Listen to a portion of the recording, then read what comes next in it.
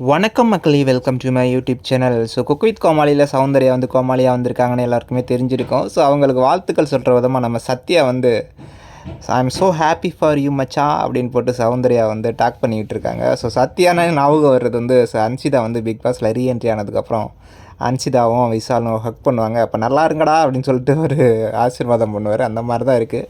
So இனிமே பார்க்கலாம் எப்படி இருக்க போகுது சௌந்தர்யாவுடைய பெர்ஃபார்மன்ஸ் கோமாளி அப்படின்னு. ஸோ கண்டிப்பாக நல்லாயிருக்கும். ஏன்னா அவங்கள பார்க்குறதுக்காகவே ஒரு கூட்டம் வந்து குக் வித் கோமாளியை பார்க்க வந்திருக்கும் அப்படின்னு சொல்லிட்டு கமெண்ட்ஸில் நிறைய பார்க்க முடிஞ்சுது.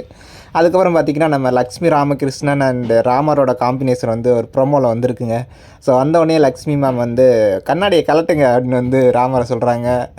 ஏன் கழட்ட சொல்கிறீங்க அப்படின்னு சொன்னோடனே போலீஸை கூப்பிடுவேன் அப்படின்னு சொல்லிட்டு லக்ஷ்மி மேம் வந்து சொல்லும்போது நல்லா இருந்தது. அதுக்கப்புறம் பிரியா அவங்க வந்தாங்க. ஸோ பெரிய குக்கு வந்து பிரியா மேம் அப்படின்னு சொன்னோன்னே நான் நல்லா சாப்பிடுவேன் அப்படின்னு வந்து பிரியா சொல்கிறாங்க.